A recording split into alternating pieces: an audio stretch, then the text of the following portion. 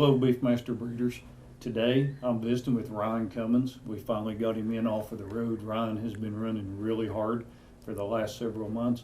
I'm sure that you've seen Ryan at many of the events that we have. His official title is Member Services and Marketing Coordinator, but Ryan, you do a lot of things for us. Why don't you get us caught up on what exactly you do? Well, thanks, Bill, and I appreciate having just a day off the road just to come in and kind of catch up with everybody here in the office. One of the things that I really enjoy doing when I'm out on the road is I get to travel and visit with lots of breeders, and that's what I've been doing for the last 2 or 3 months now, is making lots of good herd calls and ranch visits and getting to really know our members a lot better and know kind of their overall desires of how to make their herds better and grow with the Beefmaster trends and industry that we have right now. Certainly we're meeting lots of demands right now for our cattle, which is a good thing, and our members are stepping up to the plate. We've been really raising lots of good cattle that are out there. Some of the herd calls that I've made, I've seen some terrific females, and they are excellent as far as their designs, really good pedigreed cattle, but best thing of all is they're really matching up with some of their carcass data. When you see them, they just look tremendous, and we're hoping to continue with that heterosis domination out there that we have. Also, some of those good bull calves that are out there, been seeing at some of these herds, are just fantastic. I can promise you when you see them, they are ultra impressive.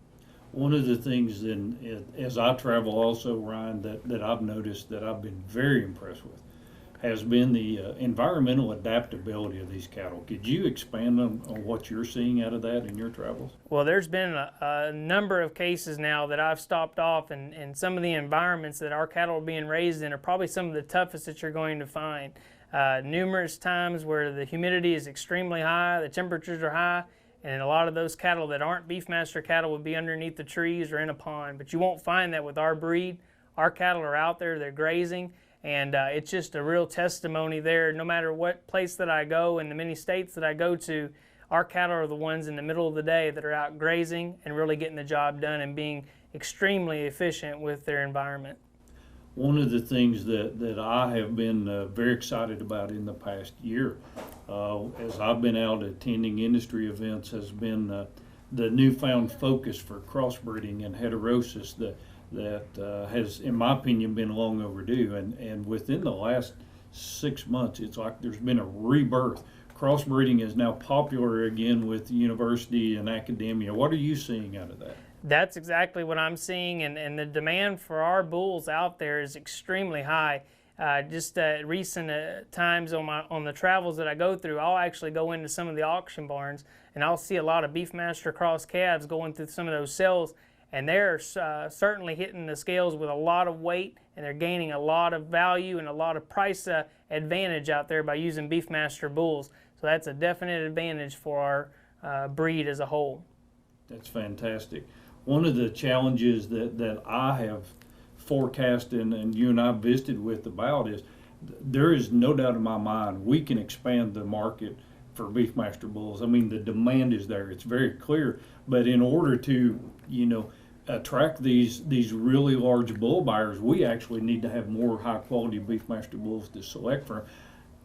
What do you see? I am of the opinion that we need a drastic herd expansion within the breed. What are your thoughts? Absolutely. We need to encourage every breeder that's out there to, if you can, by all means, and afford it, you need to stock up on females. Right now is probably the best time with as much rain and just overall grass quantity that we have out and about. This is the time to stock up on those good females that are going to continue to raise those high-powered and outstanding bulls that we need right now for the demand that we have in this breed. One of the pet peeves that we joke about internally, but when we're out in the country making herd calls, sometimes finding the breeder, it can be a little bit of a challenge because, face it, we're ranchers. They're way off the beaten path, and GPS don't always get you there. So one of the things that you've been pointing out, and then I noticed this last week when I was traveling, becoming more visible. Why don't you touch on that? Biggest thing that I can suggest and tell you is just a true way to making your herd have just that much more advantage and to be able to actually be seen is to put some type of sign up out front, especially on a real visible road like a farm to market road that may lead down to some of your dirt roads. If you can get you a good size sign up and really be visible, there's one here in the office. It's just an example I'll show you right now. This is one that I really like right here. This is about the right size. If you see it there on the screen, it's visible because of the colors. It also displays the BBU logo, and you can get this same sign right here in a much bigger size, and a size that would be one that certainly can be seen by motorists that are driving by or other cattlemen that are in your industry. Another way is to actually get yourself a website.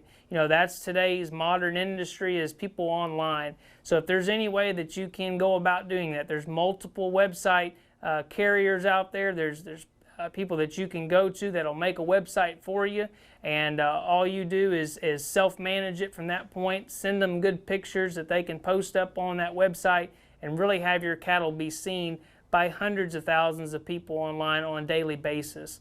So overall, those are just a couple of advantages that, from a marketing standpoint, that'll certainly help elevate your herd to a whole nother level and really gain some market share for. And I want to leave you with this. I want to challenge each and every one of you breeders out there in the Beefmaster world to go ahead and make some ranch call visits yourself. Go ahead and visit some of those breeders that you visit with and you make connections with at the sales.